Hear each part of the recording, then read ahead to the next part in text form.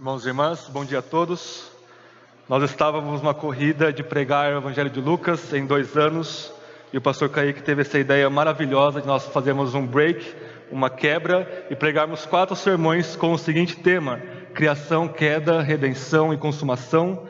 E o motivo desses 4 temas, irmãos, é porque eles formam não só a base da narrativa bíblica, mas eles devem formar também a base de como nós enxergamos todas as coisas. Então, todas as coisas a qual nós olhamos, enxergamos, pensamos, sentimos, desejamos, planejamos, precisam ser enxergadas à luz desses 4 grandes pilares, que é: Deus criou todas as coisas, o homem caiu no pecado, Jesus nos redimiu por seu sangue, e Ele irá consumar todas as coisas quando Ele voltar.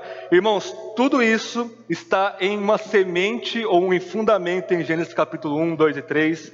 É por isso que em todo mês de janeiro nós vamos meditar apenas nesses 3 primeiros capítulos da Bíblia. Peço que todos abram em Gênesis capítulo 3. E esta manhã nós iremos meditar sobre a queda do pecado do primeiro casal e de toda a humanidade em consequência. Todas as suas consequências, todas as implicações da queda devem formar o nosso caráter, a nossa visão de mundo, todo o nosso ser enquanto criaturas de Deus. Gênesis capítulo 3. Antes de ler, eu preciso explicar o título que eu coloquei no sermão: a queda da teonomia à autonomia. Irmãos, toda vez que vocês verem essa palavra nomia, ela vem do grego nomos, que significa lei. Então, teonomia significa que você é governado pela lei de Deus. Eu estou usando um sentido mais amplo, tem nada a ver com a teonomia escatológica e fora. E autonomia é quando você é autogovernado, você se governa, você se legisla, você é lei para si mesmo. Obrigado, Alan. Então, a queda é essa transição da teonomia para a autonomia. Isso que nós vamos ver na nossa leitura, Gênesis capítulo 3. Vamos ler todo o capítulo. Após a leitura, eu irei dizer: essa é a palavra do Senhor. Todos os que creem respondam com um amém. Todos acharam? Terceiro capítulo da nossa Bíblia, Gênesis capítulo 3, diz assim: Ora, a serpente era o mais astuto de todos os animais do campo que o Senhor Deus havia feito. E ela disse à mulher: foi assim que Deus disse: não comereis de nenhuma árvore do jardim?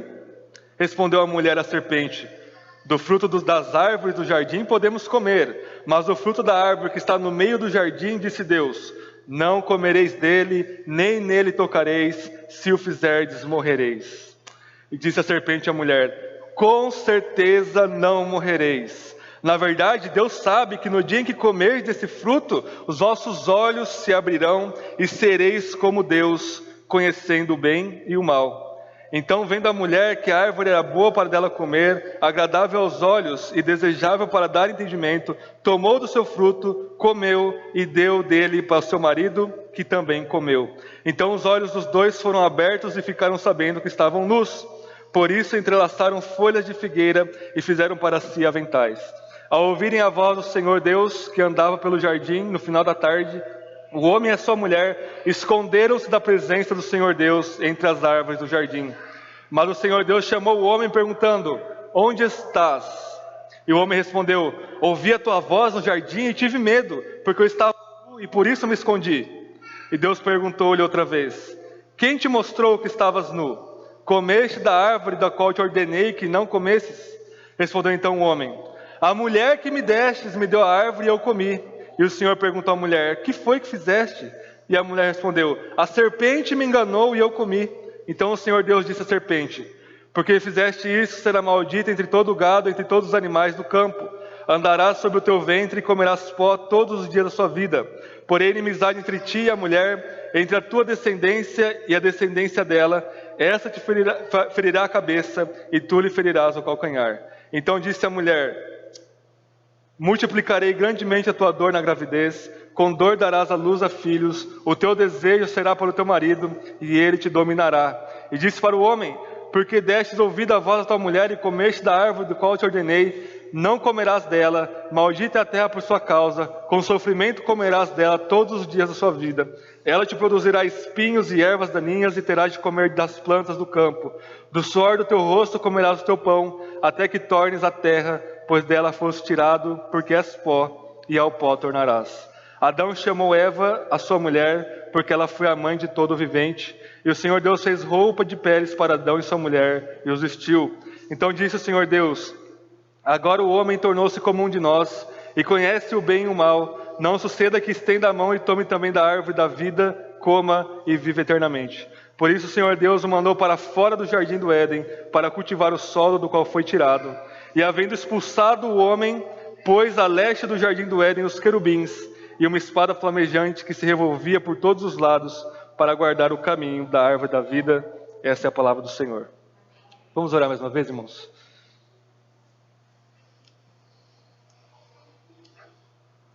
Senhor Deus, abençoe-nos a todos nós com a dádiva da sua palavra, ó Deus. Perdoe a multidão dos nossos pecados. Senhor, dissipe as trevas que há em nossas mentes, olhos, ouvido e coração, para que nós venhamos a ouvir a sua palavra e entendê-la, para que nós possamos contemplar a glória de Cristo nela e sermos transformados por isso, e para que nosso coração te ame com todo o nosso ser, ó Deus. Ensina-nos o quão pecadores somos, humilhe e rebaixe os homens e as mulheres até o pó, ó Deus, para que então nós venhamos a dar valor às boas novas da nova criação e da ressurreição em Jesus Cristo. Em nome dele nós oramos. Amém. Irmãos, como nós vimos no domingo passado, Gênesis foi escrito para a segunda geração dos israelitas que saíram do Egito, e aquela geração que os seus pais haviam morrido no deserto, eles precisavam saber de onde que elas estavam vindo. Então Moisés escreve 5 livros de Gênesis, ele compila como se fosse 10 livros de gerações de fulano de tal, gerações de fulano de tal, para que os israelitas soubessem exatamente de onde que eles estavam vindo e para que eles soubessem qual é a condição deles. Então a gente viu com o Kaique semana passada que Deus criou todas as coisas com a palavra do seu poder, tudo foi criado de forma bela, plena, perfeita e boa, não havia pecado, Deus não é em nenhum sentido o autor do pecado, criou o ápice da sua criação, que é o homem, alma e corpo, colocou no jardim do Éden, deu a sua mulher para ele, deu um trabalho de cultivar o jardim, deu tudo para o homem. Então nós temos o relato da queda, a maior das criaturas, que ser Deus se tornou a pior das criaturas. Esse é o contexto, irmãos, que nós estamos inseridos. Nós vamos ver basicamente 3 coisas. O Lucas pode mudar, por favor? Primeira delas, irmãos, verso 1 ao 3, a gente vai ver que a palavra de Deus ela é afirmada para ela ser negada. Vamos ler novamente, verso 1 ao 3.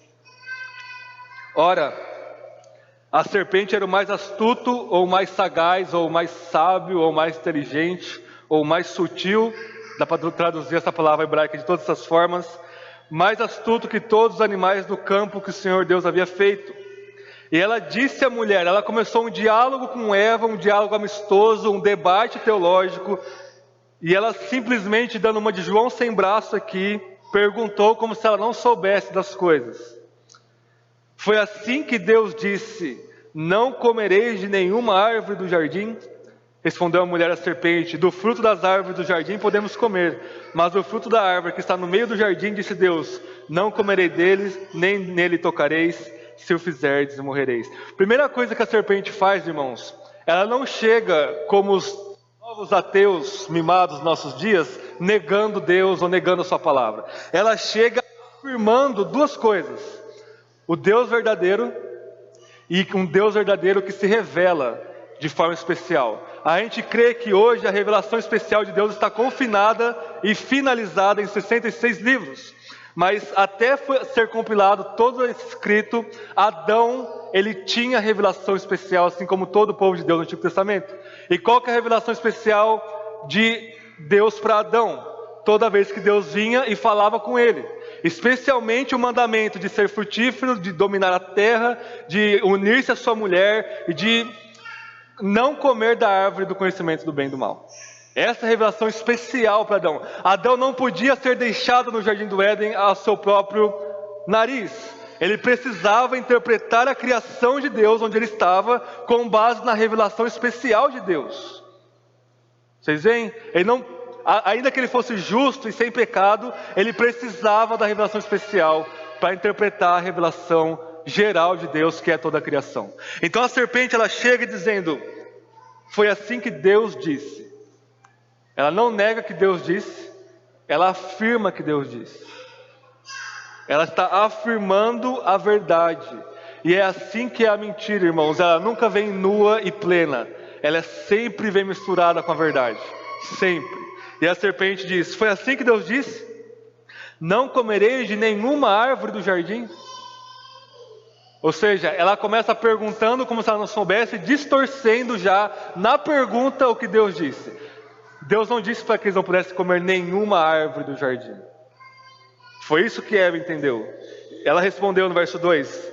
Respondeu a mulher à serpente: do fruto das árvores do jardim nós podemos comer. Então ela refuta o Satanás aqui. Ela quebra o argumento do diabo. Mas ela já começa a ser enganada pelo jogo de palavras ali dela com a serpente. E vejam só no verso 3. Mas do fruto da árvore que está no meio do jardim, disse Deus, revelação especial: não comereis dele, está certo? Plenamente certo, Deus disse isso. Nem nele tocareis. Deus disse que não era para tocar no fruto? Não. Podia tocar no fruto. Podia chegar perto, podia olhar para ele e diz: nem nele toqueis, se o fizerdes, morrereis. Então Eva, ela acrescenta uma palavra de uma letra no hebraico, irmãos. Daqui é tão sutil que nem se percebe. Ou seja, você tem um discurso enorme, onde está ali a verdade de Deus, e nessa multidão de palavras verdadeiras, você tem uma sílaba hebraica que já distorce toda a revelação de Deus. Ou seja, a primeira coisa que a gente aprende aqui, irmãos, é que toda mentira, ela pressupõe a verdade, mas ela distorce a verdade de Deus. Toda mentira. Irmãos, não está explícito nos textos, mas está implícito. Adão e Eva eram para cultivar o jardim. E a palavra para cultivar, além de criar cultura e trabalhar no jardim, significa guardar o jardim. Ou seja, não era para deixar a serpente entrar no jardim. Ela era um estranho, não era para entrar. E se ela entrasse, era para Adão imediatamente, debaixo da autoridade de Deus, expulsar a serpente do Éden. Fala assim: vocês vêm aqui para distorcer a palavra de Deus, saia daqui. É o que Jesus faz no Novo Testamento, ele expulsa os demônios. Era para Adão ter feito isso. Era para ele guardar o jardim, guardar a sua casa, guardar o seu coração e a sua esposa, e ele falha nisso. A culpa principal aqui não é da mulher, ainda que o ato primário seja dela. A culpa principal aqui é do homem, como nós lemos em Romanos 5, 12 ao 21. Então a serpente, ela entra sorrateiramente, ela é mais inteligente do que o homem com a mulher, muito mais inteligente. Irmãos, o diabo sabe mais teologia que todos os teólogos da história da igreja juntos. Ele conhece a Bíblia de cabo a rabo. Ele falou pessoalmente com Deus no livro de Jó, por exemplo. E ele vem para nos enganar, nos iludir. Ele distorce a palavra de Deus ao ponto de que nós nos deixamos levar por essa lábia astuta da serpente. Então a gente começa a pensar: bom, será que Deus disse isso mesmo? Não, acho que Deus disse isso daqui. E aí começa toda a desgraça, a tragédia na vida sua, minha. Essa é a definição de desobediência por si mesmo. Segunda coisa que nós vemos, irmãos, como está aí no slide: o que a serpente vai fazer agora? Ela vai rebaixar a Deus e ela vai divinizar o homem, ou exaltar o homem. Disse a serpente à mulher no verso 4: com certeza não morrereis. Irmãos, o que está implícito aqui na fala da serpente? Está implícito que Deus sabe, interpreta a criação no mesmo nível que a criatura. Existem duas interpretações em choque aqui no mesmo nível para a serpente. Ou seja, Deus está interpretando que você não pode comer dessa árvore. Deus está interpretando errado. Você pode comer dessa árvore que você não vai morrer. Primeira coisa que a serpente faz, ela coloca o Criador no nível da criatura. Toda a filosofia grega é esse dualismo entre o bem e o mal, e muitos cristãos acreditam que o bem está lutando com o mal. Isso se chama maniqueísmo, e isso é exatamente a mentira da serpente aqui. A serpente está dizendo: eu tenho o mesmo poder, a mesma consciência, a mesma interpretação exaustiva, ou até mais do que o Criador, Yahvé. É isso que ela está fazendo aqui. Certamente não morrereis. Ela não só está negando a revelação especial de Deus, a ordem de Deus e o que Deus falou que aconteceria como consequência. Ela está falando: eu sei o mesmo tanto que Deus. Irmãos, todos os homens e mulheres debaixo do pecado, sem Cristo Jesus, fazem exatamente esse movimento. Pegam Deus, colocam ao nível da criatura. E aí começa a exaltar o homem, verso 5. Na verdade, Deus sabe que no dia em que comerdes desse fruto, vossos olhos se abrirão, e uma melhor tradução do texto hebraico é: e sereis divinos, ou sereis seres divinos, ou como Deus, conhecendo o bem e o mal. Ou seja, no dia que você comer, você vai deixar os seus limites como criatura, e você vai ser como Criador, você vai ser como Deus. Então vocês veem que Deus é rebaixado ao nível da criatura, exatamente para a criatura poder ser elevada ao nível de Deus. Adão não estava contente como sendo a coroa da criação, ele queria ser o Criador próprio. E o que significa essa expressão, conhecendo o bem e o mal? Não significa que ele vai experimentar o bem e vai experimentar o mal, não significa isso. O termo hebraico é mais no sentido de julgar. Julgar o que é certo e errado. Julgar moralmente o que é bom e o que é mal. E essa prerrogativa é somente de Deus. Somente Deus pode dizer o que é certo e o que é errado. E quando o homem quer ser Deus, ele quer ser Deus exatamente para ele se autolegislar, ser autônomo e dizer: isso é errado, isso é certo, isso é errado, isso é certo. Eu posso comer da árvore do jardim do bem e do mal, eu posso fazer isso, posso fazer aquilo. Quem é Deus para me dizer o que eu tenho que fazer?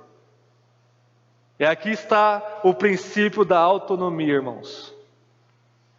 O homem rebaixa Deus para se elevar, pelo menos na sua cabecinha oca, como Criador, para ele julgar o que é o bem e o que é o mal. E todas as vezes que eu e você julgamos o que é certo e errado, não baseado na palavra de Deus, nós estamos fazendo exatamente o que Adão e Eva fizeram aqui. Você está dizendo: eu sou Deus, eu sei o que é o certo para os meus filhos, eu sei o que é certo para minha esposa, eu sei o que é certo para minha vida, eu sei como eu devo trabalhar, estudar, pensar. Eu só preciso ir para a igreja, cumprir alguns ritos religiosos, mas eu posso legislar a minha vida. Você está dizendo: eu sou o meu Deus, eu me idolatro, eu que julgo, sou o juiz de toda a terra e julgo o que é certo e o que é errado. Irmãos, talvez você esteja dizendo: não, eu não sou assim, mas se o seu coração não está inundado e mergulhado e preenchido com a palavra de Deus, você não vai saber o que é certo e errado pelos termos de Deus. E você vai se autolegislar. E como nós vamos ver no próximo ponto, você vai morrer e trazer tragédia para a sua vida. É isso que Gênesis 3 quer nos ensinar e moldar o nosso pensamento, irmãos. Então você diga: me veio à cabeça, agora eu não vou no trabalho, eu vou mentir e dizer que eu fui no médico e pegar um atestado e eu vou ficar em casa lendo a Bíblia. Você está fazendo-se como Deus, está quebrando a lei de Deus. Todo pecado que nós cometemos, nós estamos dizendo: eu sou divino. Todo movimento evangélico clama: nós somos divinos. Todo movimento católico, desde sua origem, clama: nós somos divinos. Todo catolicismo é pelagiano, e Pelágio dizia que o homem é totalmente bom e sabe o que é certo e o que é errado. E nós compramos essa mesma miséria de teologia. E para terminar, irmãos, último ponto, depois eu gostaria de trazer 3 aplicações de como essa narrativa pode moldar 3 grandes áreas da nossa vida para a glória de Deus. A partir do verso 6 até o final do capítulo, nós temos as consequências do pecado. Vejam só. A serpente ganhou no debate, eles comeram, quiseram ser Deus, mas a palavra de Deus prevalece. A verdade sempre triunfa sobre a mentira. Então eles se viram nus, verso 6, se cobriram com folha da figueira, no verso 7, e ao ouvir a voz do Senhor, no verso 8, de Deus andando pelo jardim, no final da tarde, o homem e a mulher se esconderam da presença do Senhor Deus entre as árvores. Verso 10 Adão disse: ouvi a tua voz no jardim e tive medo porque estava nu, por isso me escondi. Primeira consequência, irmãos, é que eles são desligados de Deus. Eles são afastados, eles não querem. Não é Deus que está fazendo o movimento para trás, é Adão e Eva que estão fugindo da presença de Deus. Eles não querem encarar a face de Deus, encarar a sua responsabilidade. Eles não quiseram se arrepender. E verso 11 diz: Deus disse: quem te mostrou que estavas nu? Você comeu da árvore que te ordenei para não comer? Deus está soldando o coração do primeiro casal aqui. E aí começa a segunda consequência do pecado. A primeira é vertical, a quebra do relacionamento com Deus. A outra é horizontal, a quebra dos relacionamentos humanos. Adão aponta o dedo para Eva, em vez de dizer: não, Senhor, eu pequei, era para eu tomar conta da minha mulher e do jardim, eu não fiz isso, me perdoa, pode punir a mim, deixa a Eva em paz. Não fez nada disso. Foi a mulher, primeiro ele aponta para a mulher, depois ele aponta para Deus, que o Senhor me deu. A mulher disse: não, foi a serpente que me enganou e eu comi. Ou seja, uma apontação de dedo na cara do outro. Isso é exatamente o oposto de responsabilidade. Isso é imaturidade pecaminosa. Você outorga a responsabilidade da sua culpa aos outros. Todos os seres humanos fazem isso, desde que aprende a qualquer coisa nesse mundo. E depois, Deus amaldiçoa a serpente, Deus amaldiçoa Eva, Deus amaldiçoa o homem e Deus amaldiçoa a terra, dizendo que ela vai produzir espinhos e abrolhos. Deus amaldiçoa toda a criação, irmãos. Romanos 8, Paulo diz que toda a criação geme de tristeza, porque ela foi sujeitada à inutilidade, porque o homem a sujeitou a isso. O homem que era para governar debaixo do governo de Deus, sujeitou a criação do pecado, e Deus, por causa disso, amaldiçoou toda a criação. Há efeitos do pecado em todos os cantos desse universo. Não quer dizer que a criação deixou de ser boa, ela ainda é boa. Não quer dizer que as leis e as palavras de Deus foram destruídas. Não, simplesmente significa que há efeitos do pecado de Adão e Eva por todos os cantos deste mundo. E então, Deus diz no final, Ele expulsa o casal do jardim do Éden, expulsa eles, coloca querubins. E o que isso significa?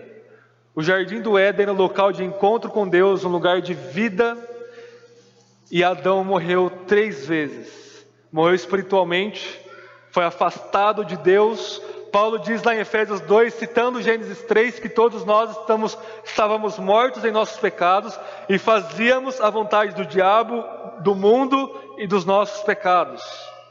Ou seja, a morte espiritual é esse desligamento relacional com Deus, e isso é exemplificado aqui no ato de Deus expulsar eles do jardim da vida.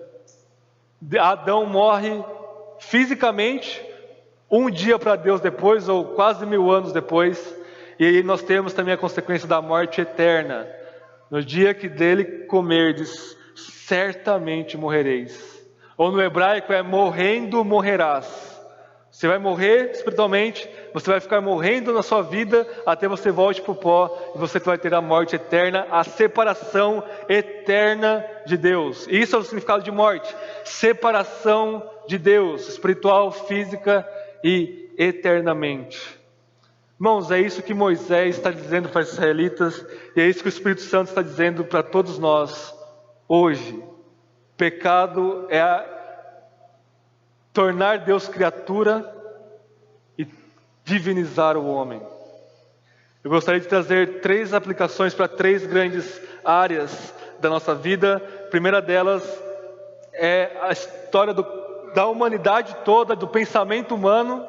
A outra é sobre educação, e a outra é sobre evangelismo e nossa defesa da fé. Nós tivemos ontem na reunião de homens um estudo sobre evangelismo, e essas três grandes áreas não são aleatórias, elas estão implícitas e elas são aplicações diretas no nosso texto. Primeiramente, irmãos, toda a história da humanidade é descrita a partir de Gênesis capítulo 3.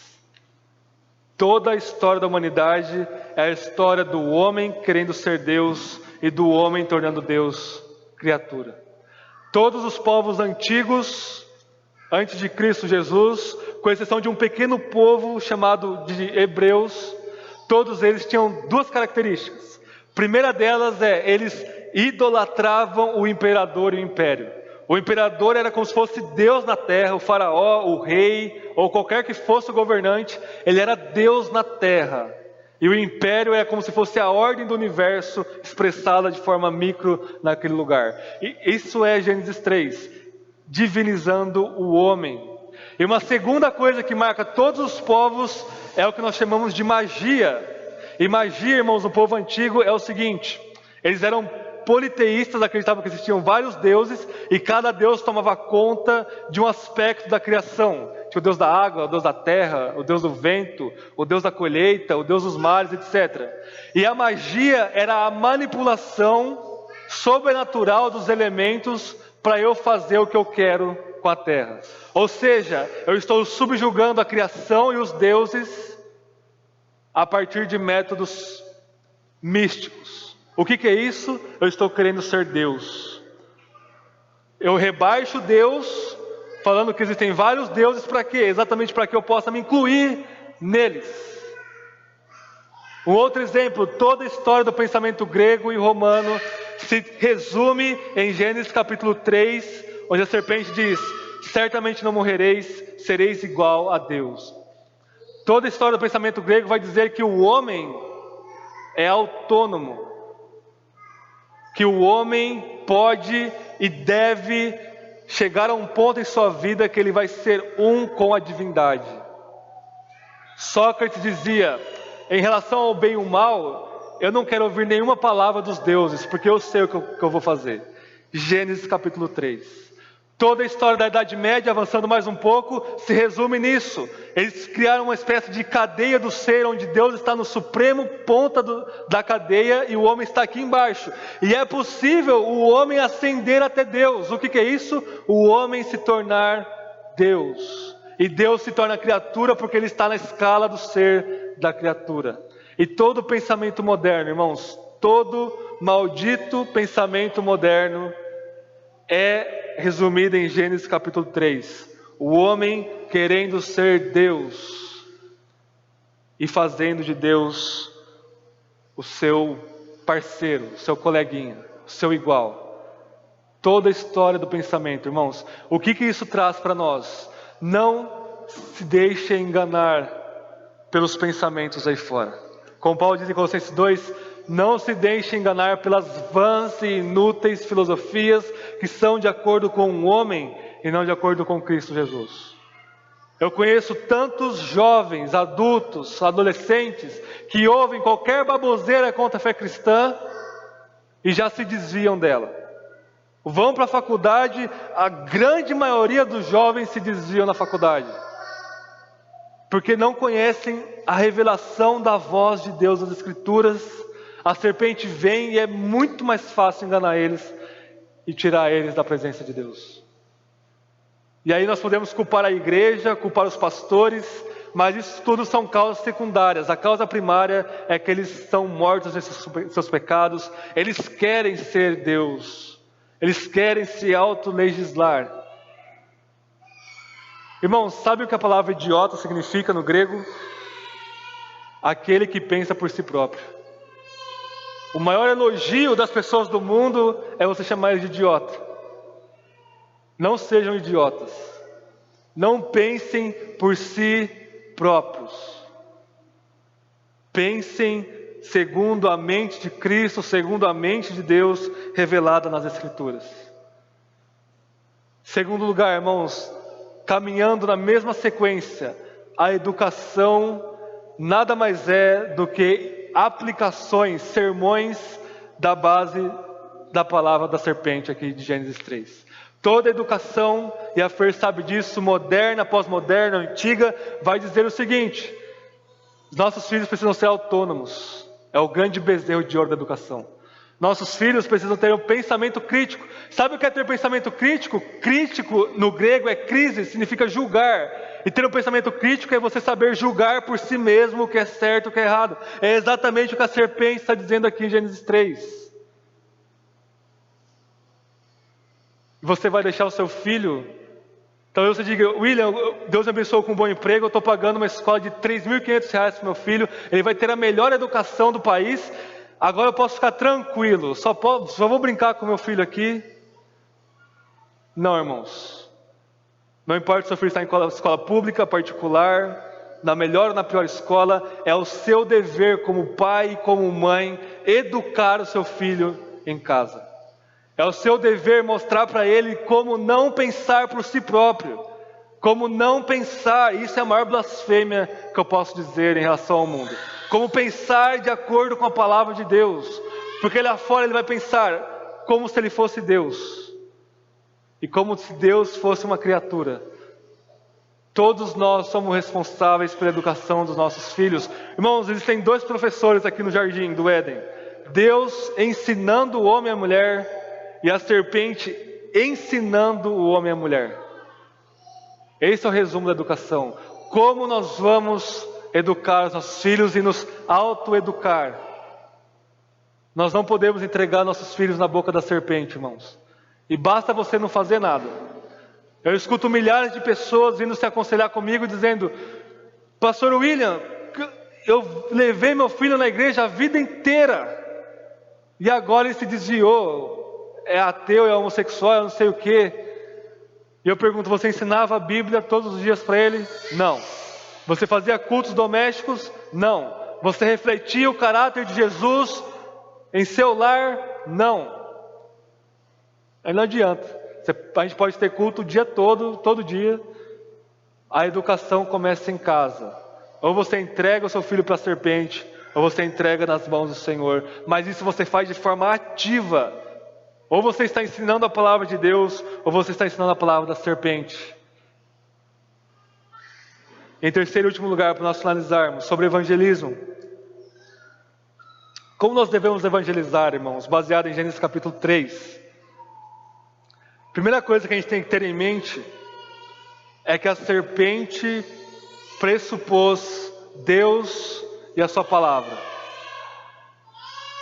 Primeira coisa que a gente tem que ter em mente é que o pecador, ainda que esteja morto, desviado, inútil, fora de Deus, ele é uma criatura de Deus, criada à imagem de Deus, vivendo no mundo de Deus. Ele está cercado da revelação de Deus por todos os lados. Mas Romanos capítulo 1, Paulo diz o seguinte: a existência dos atributos de Deus são óbvios, são claros, são mais claros do que qualquer coisa. Mas é o homem que é cego, não vai conseguir ver. E o homem, Paulo diz que ele conhece a Deus, mas o problema é que ele não glorifica como Deus. Ele idolatra a criatura, Romanos capítulo 1, a partir do verso 18. Ele idolatra a si mesmo os seus pecados, negando a verdade de Deus. Ele suprime a verdade de Deus. Então, quando você for evangelizar alguém, você pode pressupor 2 coisas. Essa pessoa sabe que Deus existe, e essa pessoa sabe que ela é pecadora diante de Deus. Não importa qual argumento que você dê, você não precisa provar que Deus existe, pelo amor de Deus. Eu não sou contra provas, mas as provas da existência de Deus são mais para nós conhecermos mais a Deus do que para os ímpios. Você precisa se arrepender dos seus pecados e crer em Jesus Cristo. Não adianta, você pode dizer os 10 argumentos do William Lane Craig da existência de Deus, não vai adiantar nada. Eu trabalhava com um rapaz, ele trabalha comigo ainda, mas em outro lugar, e ele é politeísta. E ele acredita também que além de existir vários deuses, Deus Supremo é uma força impessoal. E eu não sabia disso. Então, conversando com ele, eu comecei a evangelizar ele, comecei a falar de várias coisas, de várias provas que Deus existe, porque isso é válido, isso é verdade. E ele estava concordando, achando interessante, ele começou a dizer o que ele cria. E ele disse o que eu falei para vocês agora. E eu disse o seguinte para ele: olha, eu não vou argumentar contra você. Você sabe de duas coisas. Você sabe que Deus existe e que você é culpado diante dele. Você só está criando na sua cabeça que Deus é impessoal para você poder escapar do julgamento que vai vir sobre você. Mas a única forma de escapar desse julgamento é crendo que Jesus morreu pelos seus pecados. Ele olhou com o olhar mais sério que eu já vi na minha vida e disse: isso faz todo sentido. Vocês veem? As pessoas sabem que Deus existe, que são culpadas, e elas vão criar todas as artimanhas para negar isso. Elas querem suprimir e calar a voz da consciência delas. Mas você vai pregar o que Deus pregou para eles. Olha, veio um que foi ferido pela serpente, mas esmagou o pecado, a morte, o diabo. Você precisa crer nele e se arrepender. É assim que a narrativa da queda deve moldar, irmãos, toda a nossa vida. Eu trouxe apenas 3 exemplos, mas nós somos pecadores, totalmente pecadores. Nós queremos ser igual a Deus. Existem muita molecada evangélica aí dizendo que é igual a Deus, que é justo igual a Deus. Isso é o evangelho da serpente. Quando alguém diz: quando eu olho para Deus, eu me sinto inferior a Ele, eu me sinto tão justo igual a Ele. O Deus que Ele está mirando é a serpente. E esse é o evangelho da serpente. Irmãos, guardem os seus lares. A serpente agora é um leão, andando ao nosso derredor, buscando a quem tragar. Nós precisamos guardar os nossos lares, nosso coração, nossa esposa, nosso marido, nossos filhos e a nossa igreja local. Porque uma palavra distorce o evangelho.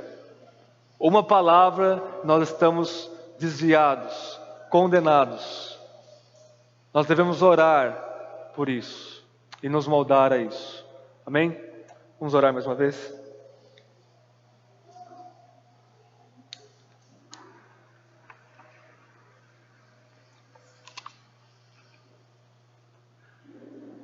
Senhor, pelas suas muitas misericórdias, que nós venhamos apresentar o nosso corpo como sacrifício vivo, santo e agradável a Ti, ó Deus. Não deixe que nós venhamos a moldar a nós mesmos pelo mundo, pelo diabo, pela mentira, pelo pecado, mas renove-nos, ó Deus, pela transformação da nossa mente, para que possamos experimentar a Sua boa, perfeita e agradável vontade, Senhor.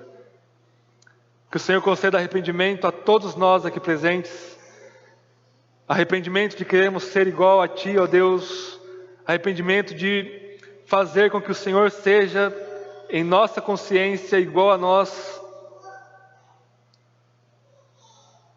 arrependimento, ó Deus, de todas as nuances do pecado em nossas vidas. Toda quebra de mandamento consiste nessa idolatria de querer se auto-adorar. Humilhe-nos, Senhor, porque o Senhor habita num alto e sublime trono, mas também habita com aqueles que estão quebrantados e contristados de espírito. Confessamos as nossas imundícias e que nossas melhores obras não passam de trapos de imundícias, ó Deus. Confessamos a suprema obra de Cristo Jesus na cruz, a única e perfeita e suficiente obra para nos salvar. Nós queríamos ser igual a Ti, ó Deus, e o Senhor, para nos salvar, se fez um de nós.